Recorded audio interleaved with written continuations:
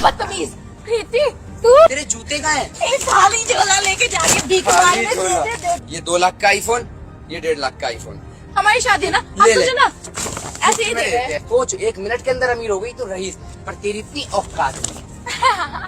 प्रीति दीक्षा ना तुम लोग जैसा समझ रहे हो गलत समझ रहे हो मुझे। पहले तो ये झुग्गी झोपड़ी में रहती थी और अब ये फुटपाथ में रहती होगी। तुझे तो पता ही है ना।